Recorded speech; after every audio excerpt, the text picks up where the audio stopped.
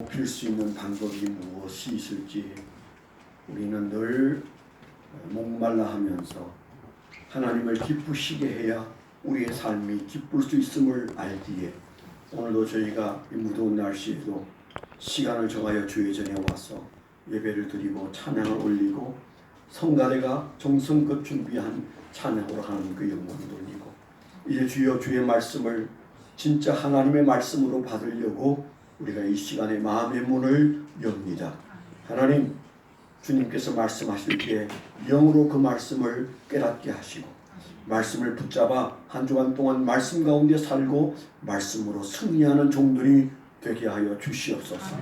우리 중에 연약한 이들이 있습니다. 우리가 어찌할 수 없는 육신의 질병을 주님께서 가슴 아파하신 것처럼 오늘도 주여 연약한 중에도 나온 거룩한 백성들을 만져주셔서 그 피 묻은 손으로 어루만지실 때 하나님 심령의 자유를 누리고 육신의 자유를 누리게 하여 주시옵소서. 주의 말씀으로 우리의 심령이 깨달아져서 우리의 숨었던 죄가 깨달아지게 하시고 우리의 근심이 사라지게 하여 주시옵소서. 부족한 종을 세우셨으니 주님께서 말씀하시고 부족한 종이 주를 잘 받들게 하여 주옵소서. 예수 그리스도의 이름으로 감사하며 기도드렸습니다. 우리 좌우에 계신 분에게 격려하겠습니다. 하나님은 오늘도 살아서 우리 가운데 역사하십니다.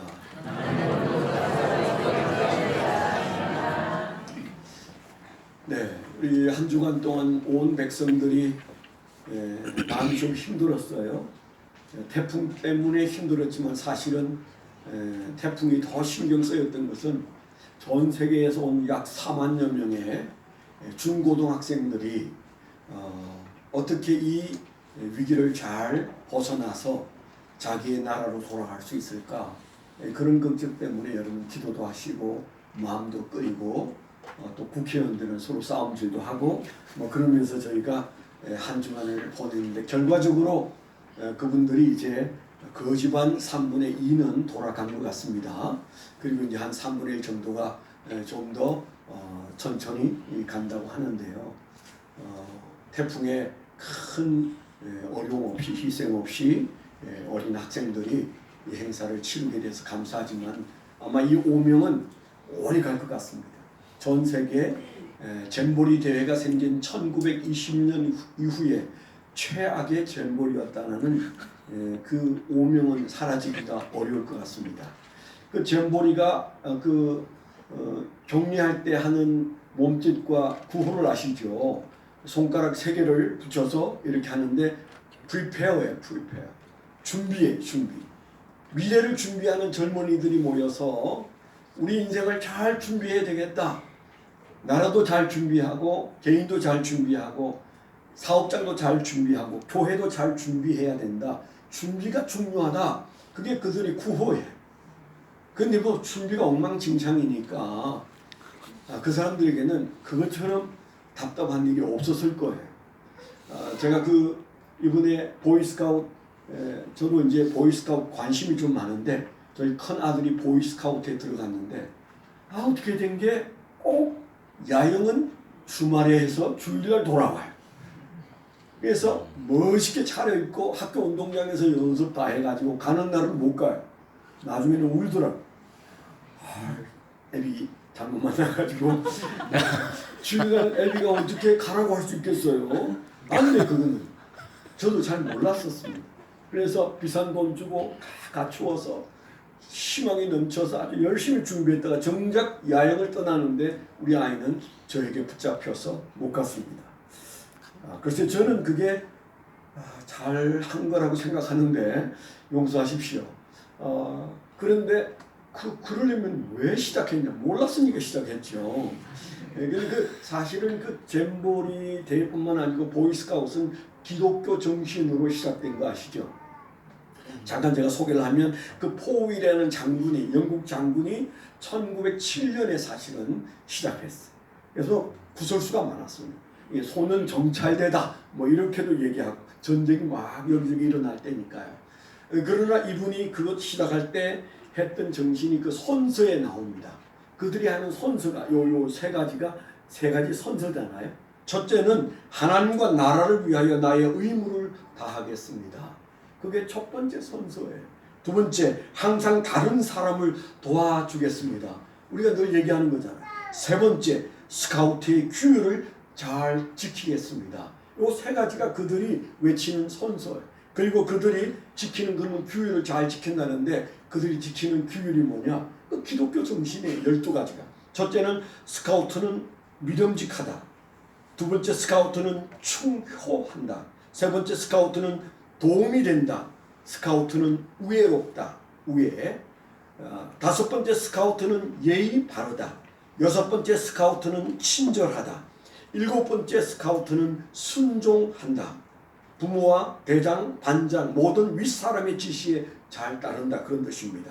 8번, 여덟 번째 규율은 스카우트는 쾌활하다. 아홉 번째, 스카우트는 근검하다. 열 번째, 스카우트는 용감하다. 11번째, 스카우트는 순결하다. 12번째, 스카우트는 경건하다. 하나님을 공경하고 종교의 의무를 충실히 지키며 다른 사람의 종교를 존중한다. 뭐 그런 12가지 그들의 규율이 있습니다. 하나도 우리 기독교 정신과 다른 게 하나도 없잖아요. 그런데 사실은 이 동성애 문제가 불거졌잖아요. 그들이 지키는 규율 중에 동성애자는 즉각 여기서 퇴치시킨다.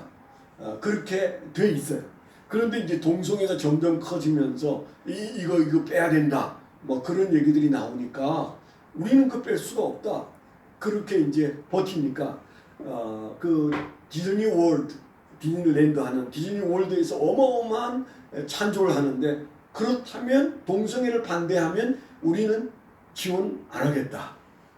그러니까 어떻게 해요? 여기저기에서 다 이제 우리도 지원 그만한다. 줄인다. 그렇게 해가지고 2015년에 그걸 살짝 내려놨어요. 내려놨는데도 이제 아마 그 정신을 가지고 있는 것 같아요. 그걸 내려놓으니까 또 엄청난 지원하는 미국 침례교회, 남침례교회에서 무슨 짓이냐. 기독교 정신으로 하는 이 보이스카우트에서 그걸 내려놓는다고? 그러면 우리가 지원 안 해. 이래가지고 양쪽에 다 지원들이 줄어들어서 사실은 굉장히 위축되어 있는 2015년부터 일어난 일입니다. 위축되어 있는데 조금 이제 코로나로 지나가고 한만에서 43,000명인가요? 그렇게 몰려왔는데 그냥 어마어마한 고통을 겪었으니 그들이 얼마나 불편했겠어요. 우리가 그런 것들을 보면서 많이 기도했습니다. 결과적으로 하나님이 좀 날씨를 잡아주신 건 맞는데 그들은 K-팝 때문에 기분이 좋아진 것 같습니다. 그래서 뭐 아주 그냥 즐기고 지금 돌아가고 또 돌아가고 있고 그렇습니다. 그들이 가지고 있는 정신이 하나님이에요. 하나님. 그들의 정신은 영국에서부터 나오면서부터 하나님을 붙들고 하나님을 꿈꾸는 세대가 하나님 정신으로 예수 정신으로 이 세상을 살아가겠다. 그런 젊은이들을 훈련하고 극기하게 하는 좋은 프로그램인데 앞으로도 기독교 정신대로 잘 했으면 좋겠다. 그런 마음이 듭니다. 뭐 요즘 매스컴에서는 그런 말을 안 해서 혹 여러분들이 저게 뭐지? 잼볼이란 말은 시끌벅걸 잔치한다 그런 뜻이에요. 잔치. 뭐 그러니까 잔치하러 오긴 왔는데 하여튼 잔치가 좀 우습게 되긴 한 것 같습니다. 한동안도 아마 그 책임 문제로 굉장히 나라가 좀 시끄럽지 않을까 그런 생각이 들고 신앙도 삶도 나라도 준비가 잘 돼야 돼. 사람 불러놓고 그 뭐 하는 짓입니까? 준비가 엉망진창이니까 그게 어떻게 손님 대접이 되겠어요. 우리 신앙도 오늘도 우리가 준비를 잘 해야 된다 그런 생각이 들고요. 꿈나무들의 얘기를 제가 한 이유 중에 하나는 바로 우리가 오늘 누구를 생각하고 있습니까? 꿈을 꾸었던 사람 요셉, 정말 인생 준비를 잘했던 사람에 대한 얘기를 좀 하려고 하는 겁니다. 어떤 사람들은 요셉 얘기하면 저 목사가 기복 신앙가인가? 이렇게 욕하는 사람도 있어요. 이 교회 안에서 복 받으라고 외치는 사람들은 맨날 다니엘 얘기하고 요셉 얘기한다. 이렇게 흉보는 사람들도 있어요. 난 참 별로 흉볼 게 없어서 그런 것을 흉보나 싶어요. 아니 요셉 얘기 빼고 다니엘 얘기 빼면 설교의 뭐 3분의 1이 사라지는데 그걸 어떻게 빼요? 저 오늘 요셉 얘기를 길게 할 겁니다. 아무리 생각해도 요셉 얘기하는 것이 기복신앙 아니고 거기에 축복받는 비결이 있고 우리의 자녀들이 복받는 인생의 길이 훤히 보이는데 그것을 우리가 덮어놓고 그 복 내려놓고 다른 복 어디 있을까요? 없습니다. 그래서 오늘 우리는 다시 믿음의 사람 요셉을 생각하는 하나님을 경험하는 삶 8번째 이 시간에 함께 있습니다. 제가 지난주에는 요셉 얘기는 할 게 많다고 말씀을 드렸는데 실제로 제가 앉아서 말씀을 묵상하니까 똑같네. 또 얘기가 없네. 그런 생각이 들었어요. 그분은 어마어마한 얘기거리가 있어요. 아니 교회 바깥에서 요셉 얘기는 더 많아요. 또 사람들의 이름은 조셉은 또 얼마나 많아요. 여기도 조셉 저기도 조셉이에요. 그만큼 요셉을 좋아합니다.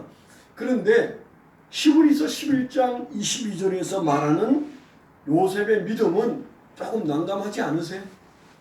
아니 이삭 얘기도 죽는 얘기 하더니 야곱 얘기도 그 믿음이 죽을 때 얘기를 하고 있고 오늘 세 번째 사람 요셉도 임종시에 그렇게 시작합니다. 임종시. 지금까지 그가 가졌던 찬란한 믿음의 흔적들을 능가하는 그의 믿음이 어디에서 나타났다는 거예요? 임종시에 나타났다는 거예요. 제가 묵상하는 중에 적용한 것 중에 하나 70이 돼도 희망이 있구나. 죽는 건 누구나 다 죽을 건데 죽기 전에 정신 바짝 차리면 요셉 되는구나. 할렐루야. 네. 역시 약간 늙은 분들이 아니에요. 여러분 이게 믿음의 기회입니다.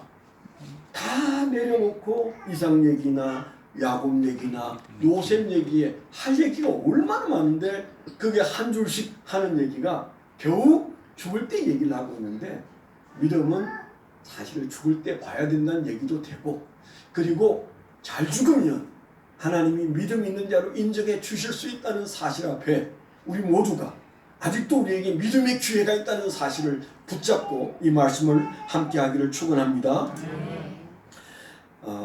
우리가 요셉 하면 사실은 그가 임종시에 엄청난 믿음을 보였는데 그 믿음을 보이게 된 배경은 그의 어린 시절부터 쌓아온 결과라는 것은 우리가 무시하기 어렵습니다.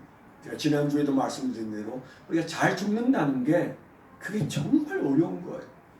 제가 말하는 잘 죽는다는 것은 뭐 병 앓지 않고 암 안 걸리고 그냥 편안하게 자는 듯 죽는다. 뭐 그것도 우리가 생각하는 잘 죽는 것입니다.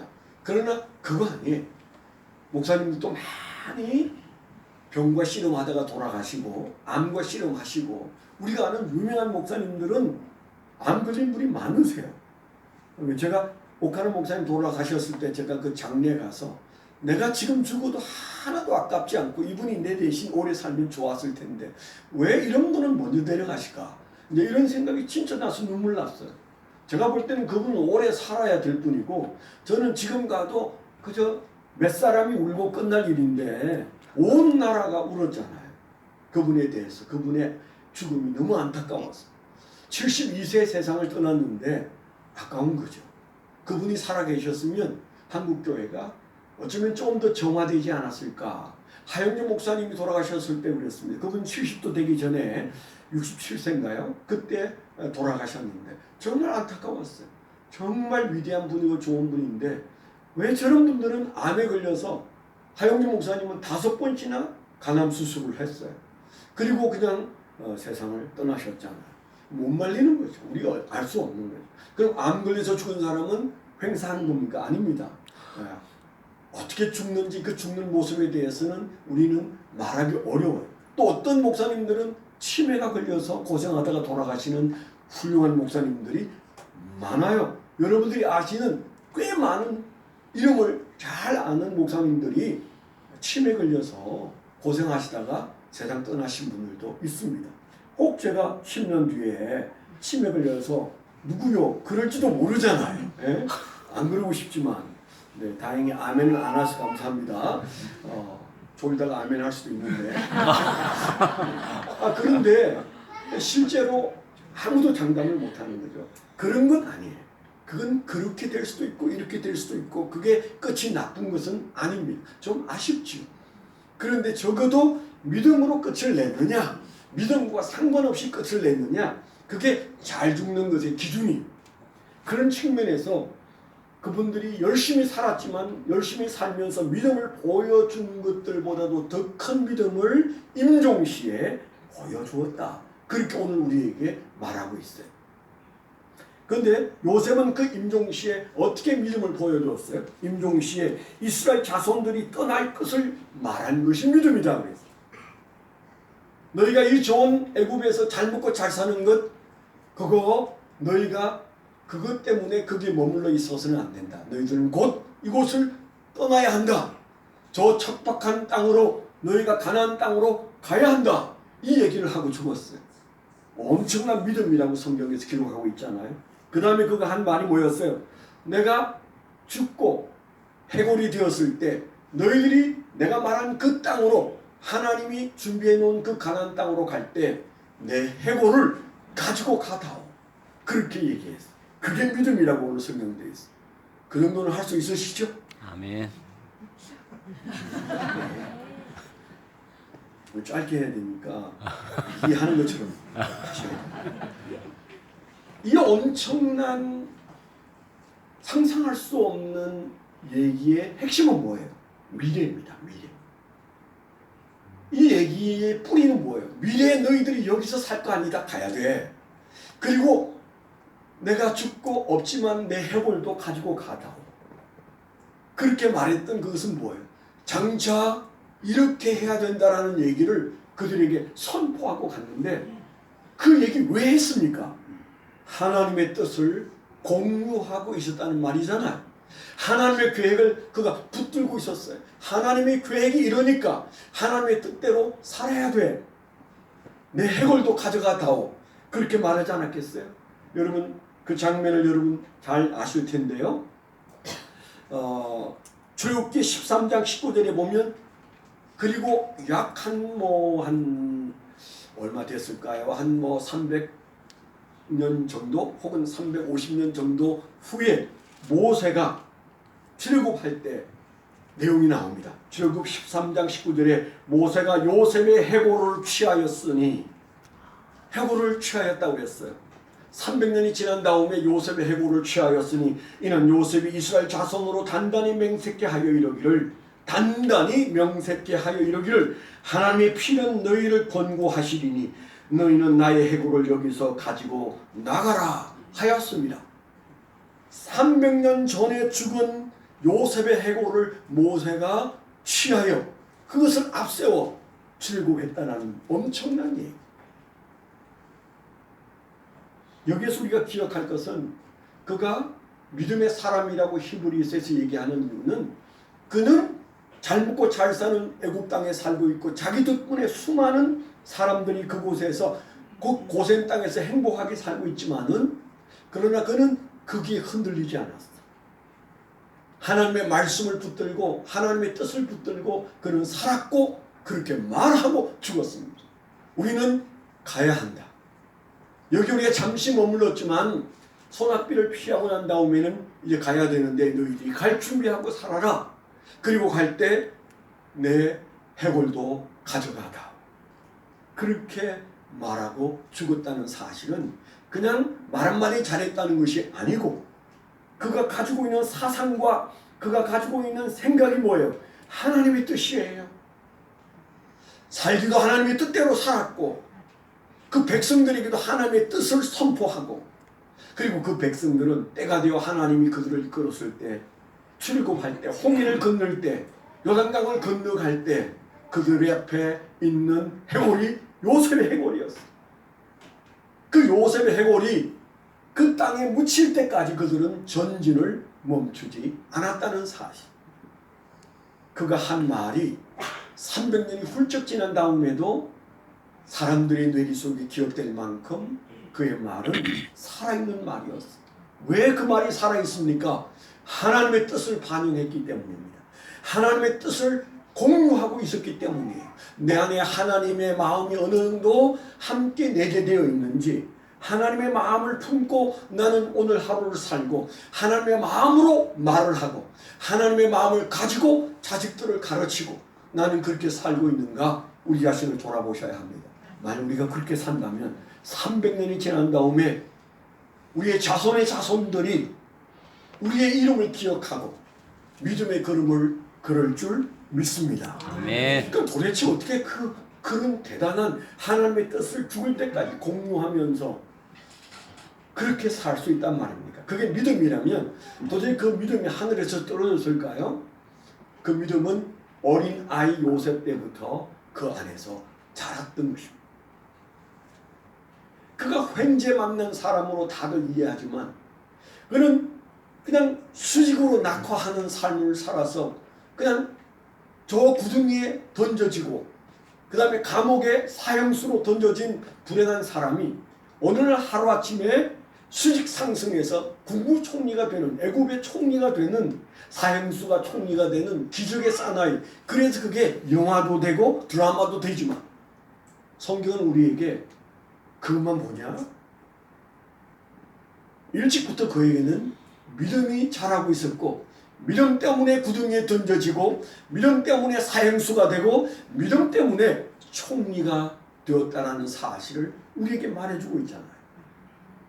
우리와 우리의 자손들이 바로 그 요셉의 축복을 누리기를 원한다면, 수직 상승을 기대한다면 그 전 단계부터 우리가 몇 가지를 생각해야 되는데 그의 삶의 세 가지 꿈을 좀 잠깐 얘기하고 오늘 말씀을 마치려고 하는데요. 우리가 흔히 말할 때 그를 꿈꾸는 요셉이라고 그러죠. 꿈꾸는 요셉. 근데 우리가 꿈은 다 꿉니다. 지난 밤새 꿈꾸셨죠. 옆에 사람이 물어보세요. 꿈꾸니까 사나워, 꿈자리가 사나웠어요? 아니면 행복했어요? 물어보세요. 대부분 다 자고 눈 뜨면 잊어버립니다. 뭔가 안 좋았던 것 같은데 그렇게 생각합니다. 요셉도 우리처럼 꿈을 꾸었는데 그는 꿈을 통해서 믿음을 키웠어. 우리의 자녀들이 꿈을 통하여 믿음을 키우는 그런 역사가 일어나야 되는데 그가 꾼 꿈의 첫 꿈은 어떤 꿈을 좀 얘기하고 싶은가 하면 그는 어린 나이 17살 때 그가 꾸었던 꿈 때문에 사실은 결국 구덩이에 던져지고 팔려가긴 했지만은 그는 이상한 꿈을 2번이나 꾸었다고 그랬잖아요. 그런데 조금 처세술은 나빴던 것 같습니다.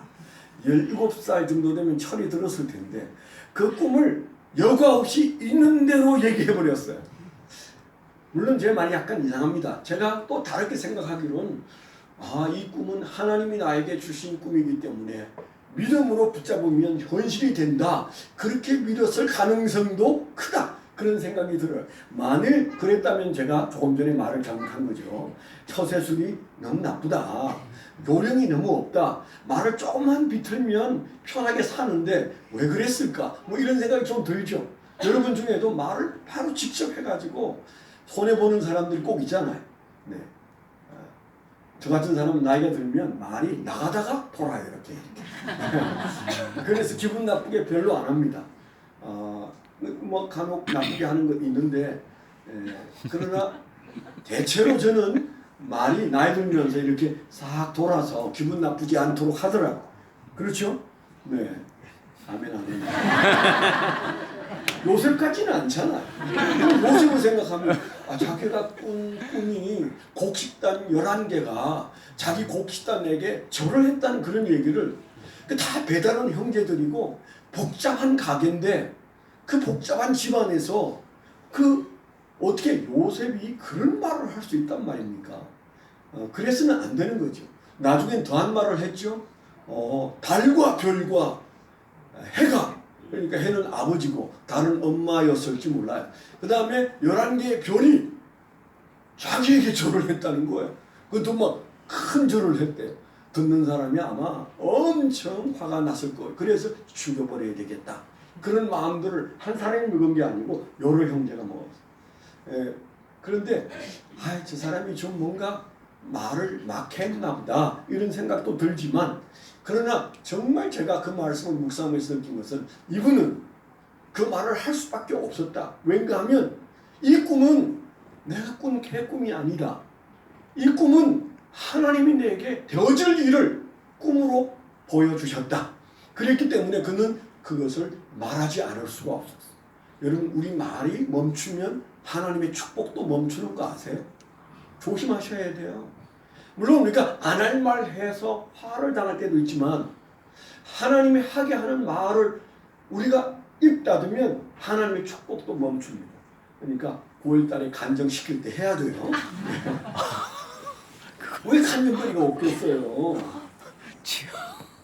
나서서 하겠다고는 못하더라도 하나님이 시키면 해야 되는데, 우리 인생에서요, 하나님이 이렇게 인도하셨구나, 하나님이 이런 축복을 주셨구나, 이거 너무 감사해요. 그런 것은 여러분 잠시 후에 밥 먹을 때 남이 듣든 안 듣든 자꾸 꺼내서 얘기를 할 줄 알아요. 우리가 목장에 안 모이니까 그걸 좀 나눌 수 있는 기회가 없잖아요. 이거 큰 손해입니다. 그러면 여러분들이 어떻든 사람 만나서 아니면 전화로 하나님이 내게 역사하시는 말을 말해야 그게 굳어버리는 거예요. 그게 확증이 되는 것입니다. 말하지 않으면 하나님이 우리에게 베풀었는데 우리 입술에서 그것을 확증하지 않으면 하나님이 얼마나 서운하시겠어요. 그런 측면에서 요셉의 꿈은 요셉의 믿음으로 들어와서 그것이 사실로 앞으로 되어질 일로 증명하듯 말하는 단순함이 그에게 있었어요. 신앙은 언제 생각해도 단순한 겁니다. 단순해야 돼요. 아니, 내가 그 다음에 그게 그대로 안 될 것을 왜 걱정합니까? 네? 내가 꿈꿨고 내가 음성 들었고 내가 그렇게 강력하게 체험을 했는데 그게 만일에 그거 반대가 되면 어떡하나? 아니면 어떡하나? 왜 그런 걱정을 내가 합니까? 하나님이 해야지. 아멘? 좀 용기를 내세요.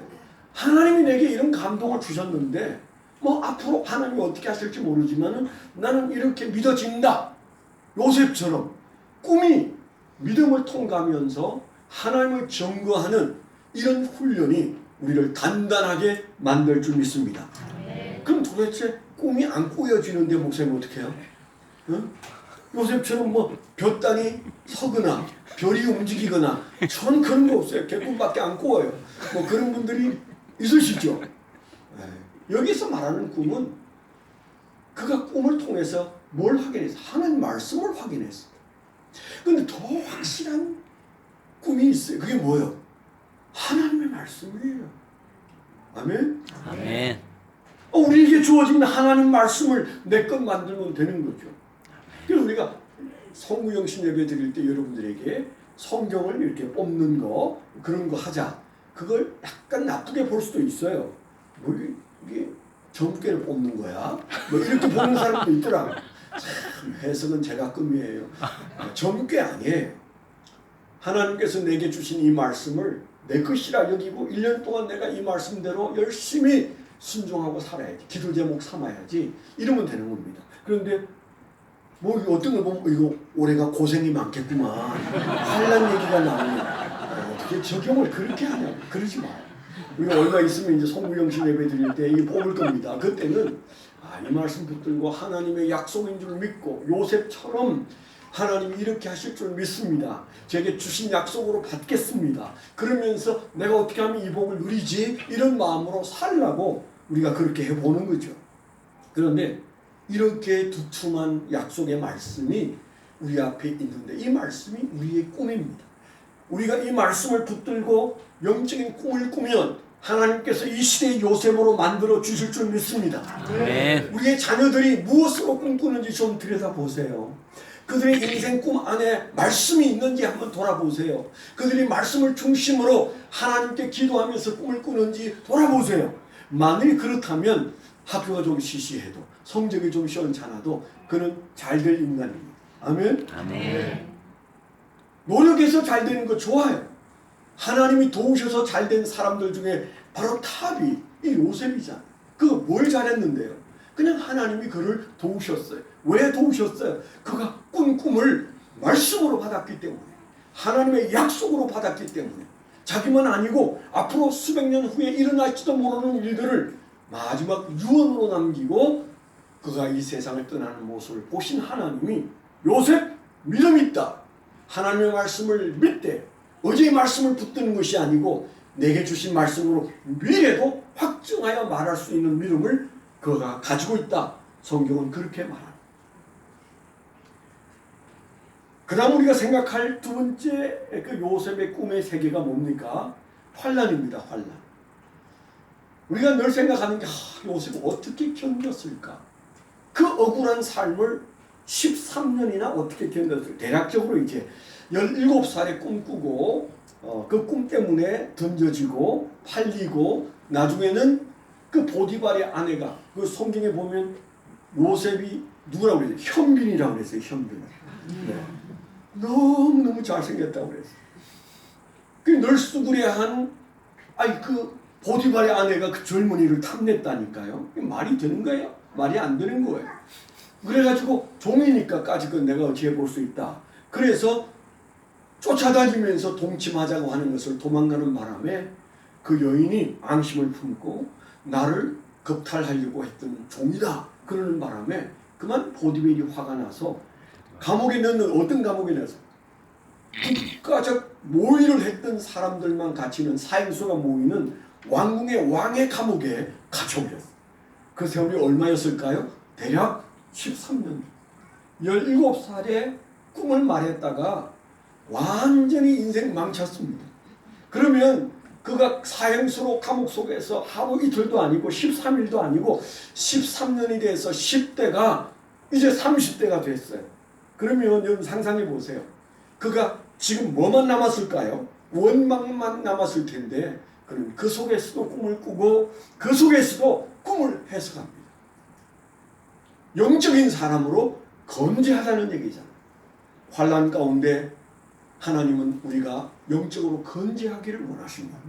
곤고한 중에서도 우리 영적인 삶은 쇠하지 않기를 원하십니다. 바로 그 13년 세월 속에 억울한 종살이도 억울했는데 그가 사형수가 되어서 언제 죽을지 모르는 그런 환경 속에 13년을 살면서 그의 영성은 쇠하지 않았어요. 무엇을 보면 한다고요? 꿈꾼 얘기 듣고 바로 영적으로 하나님께 물어서 하나님의 응답을 얻어내는 거 보세요. 그가 말했던 그 꿈꾼 얘기 두 사람이 했는데 한 사람은 다시 왕궁으로 들어가고 한 사람은 3일 만에 평장의 이슬로 사라지는 것을 우리가 보지 않았습니까? 그런데 억울하게도 잘 부탁했는데 당신이 다시 왕궁으로 3일 만에 올라갈 텐데 살아서 가면 나를 좀 기억해 주셨어. 내가 이렇게 억울하게 13년을 살고 있다는 사실을 좀 소명해 달라고 그랬는데 사람은 잘 되면 과거를 잊어버립니다. 그렇죠? 안 그런가 보네요. 대부분 잊어버립니다. 어제의 나를 잊어버려요. 그가 잘 먹고 잘 사니까 요셉을 잊어버렸어. 요셉 덕분에 그가 이제 그렇게 잘 됐는데 잊어버렸어. 애굽의 왕이 이상한 꿈을 꾸었을 때, 꿈! 그 해석, 그래서 그때 그가 다시 불려가게 된 사건을 우리가 잘 압니다. 여기에서 우리가 그가 저 감옥 속에서도 꿈을 꾸었다는 사실을 꼭 기억하세요. 어렸을 때 꿈을 붙들고 그의 믿음을 다져간 동시에 그는 환난 중에 꿈을 꾼 사람입니다. 환난 중에 여러분 꿈을 꾸세요? 환난 중에 말씀을 붙잡으세요? 환난 중에 하나님과 교제하십니까? 환난 중에 하나님을 신뢰하고 하나님을 바라보고 즐겁게 사십니까? 오늘 요셉은 우리에게 그 모습을 보여주고 있습니다. 물론 성경에 보면 하나님이 함께 하셔서 감옥에서도 그가 등용되는 모습을 보여줍니다. 그 전제가 뭘까요? 그는 감옥 속에서도 하나님을 향한 꿈을 버리지 않았다. 하나님의 말씀을 버리지 않았다. 우리가 하나님의 뜻대로 하는 시련은 반드시 수직 상승의 기회를 하나님이 주시는 줄 믿습니다. 17세에 들어간 감옥에서 30세에 그가 거기에서 나올 때까지 그 시련의 기간 동안 그는 슬퍼하거나 좌절하지 않았어요. 그 속에서 그는 당당했고 그리고 일상의 삶을 살아냈어요. 무엇으로? 영적인 꿈으로, 하나님의 말씀으로. 우리의 환경이 안 좋을 때 내가 어떻게 살고 있는지를 돌아보게 되기를 축원합니다. 그러니까 많은 분들이 이제 요셉을 어디에 비유합니까? 예수님의 비유예요. 예수님께서 하나님의 사랑 가운데 계시지만 그 유대인들의 지독한 미움을 받았잖아요. 그런 것처럼 아버지의 사랑을 독차지한 요셉이 그 형제들의 지독한 미움을 받았다는 얘기라든가, 또 예수님이 은 30에 팔려갔는데, 그런데 사실은 요셉은 은 20에 팔려갔다고 되어 있지 않습니까? 예수님은 본디오 빌라도에게 그 유대인의 왕이라는 그런 칭호를 받으면서 그가 사실은 굉장히 고통 중에 있었습니다마는, 요셉도 그가 하지도 않은 억울한 누명을 쓰고 그는 사형수가 되었습니다. 예수님이 십자가에 매달릴 때 양쪽에 강도들이 매였는데 한 사람은 데려감을 당하고 한 사람은 데려감을 당하지 못했던 것처럼 요셉의 감옥에 두 사람의 장관이 있었는데 한 사람은 회복되고 한 사람은 죽었습니다. 예수님이 부활하신 것처럼 요셉도 감옥에서 수익상성하는 부활의 버금가는 역사가 일어났던 것도 기억합니다. 예수님이 30에 공생애를 드디어 시작한 것처럼 요셉도 30에 총리가 되었습니다. 예수님이 용서를 베푸신 것처럼 요셉도 그 형제들을 용서합니다. 많죠. 이런 것들을 가지고 구약에 예수님을 상징하는 인물이 요셉인가 보다, 이렇게들 많이 생각하는데 저도 아주 그럴듯하다, 여튼 예수님의 그림자처럼 보인다, 그런 생각을 하는데, 여기 우리가 중요한 것은 그가 환난 중에서 여전히 꿈을 꾸었다는 사실. 그 꿈은 무엇이었을까요? 말씀이 있으면 외롭지 않고, 말씀이 있으면 힘들지 않고, 말씀이 있으면 기다릴 수 있다. 아멘? 우리 안에 그 말씀이 그런 위치에 있을 때 하나님께서 우리를 수직상승하게 하는 역사를 일으키실 줄 믿습니다. 한 가지 더 보탠다면, 우리가 하나님의 말씀, 하나님의 섭리를 믿을 때 나를 괴롭게 한 사람들에 대하여 우리가 드디어 용서할 수 있는 거예요. 창세기 50장 18절로 21절에 보면 아버지 야곱이 죽은 다음에 형제들이 밤잠을 못 잡니다. 이제 드디어 보복이 시작되겠구나. 우리가 했던 일들에 대해서 지금까지는 아버지 때문에 참았겠는데 이제는 우리가 못 산다. 그래서 와서 엎드려서 빌었잖아요. 용서해 달라고. 그때 18절에 이런 말씀이 나옵니다. 그의 형들이 또 친히 와서 요셉의 앞에 엎드려 이르되 우리는 당신의 종들입니다. 친작이 좀 그렇게 하지. 그랬습니다. 19절에 요셉이 그들에게 이르되 두려워하지 마소서. 내가 하나님을 대신하리이까. 이야, 내가 하나님을 대신하리이까 심판하게, 그 말이죠. 당신들은 나를 해하려 하였으나 하나님은 그것을 선으로 바꾸사 오늘과 같이 많은 백성의 생명을 구원하게 하시려 하셨나니 당신들은 두려워하지 마소서. 내가 당신들과 당신들의 자녀를 기르리이다 하고 그들을 간곡한 말로 위로하였더라. 아멘. 이게 그리스도인의 모습이에요. 얼마나 멋있어요. 기꺼이 용서할 수 있는 그 힘이 인격에서 나왔을까요? 믿음에서 나왔을까요? 믿음에서 나오는 거예요.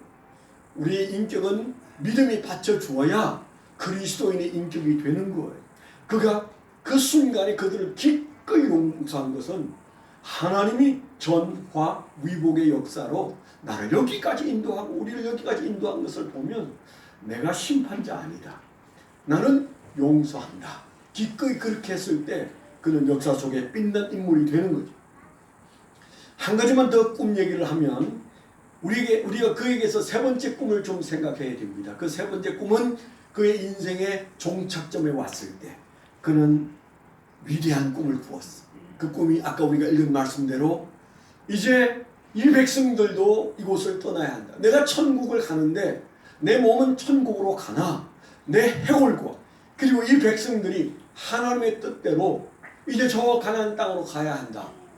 그의 마음속에 애굽에서 총리로 살았고 부귀영화를 누렸지만 그것은 나그네가 잠시 한 끼 잘 얻어먹는 정도의 행복으로 여기고 그래도 우리는 말씀이 있는 곳, 말씀이 지시하시는 곳, 말씀이 가리키는 곳으로 우리는 가야 한다. 그런 마음으로 그가 장막 생활하듯 지금까지의 삶에 대하여 간단하게 얘기하고 그 백성들도 떠날 것을 말했어요.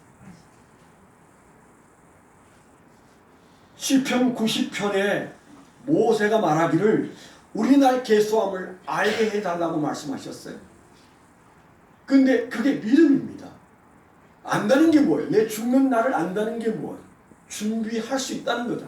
그는 어린 나이 때도 믿음으로 준비가 되어 가고 있었고 환난 중에도 그는 계속 준비되었더니 하나님이 도로 쓰시고 그리고 그는 죽음마저도 그는 준비되어 있었습니다. 하나님께서 그의 인생의 끝을 알려주셨을 때 그는 하나님과 공유하고 있는 하나님의 뜻을 그가 말합니다. 우리는 떠나야 한다. 그 백성들은 잘 먹고 잘 살아요. 형편이 좋아요. 살기에 어려움이 없어요. 여러분 자세히 보세요. 고난이 우리의 발목을 잡을 때가 없지 않지만 그러나 대체로 우리가 이 세상에 발목이 잡힐 때가 언제? 형통이에요. 형통.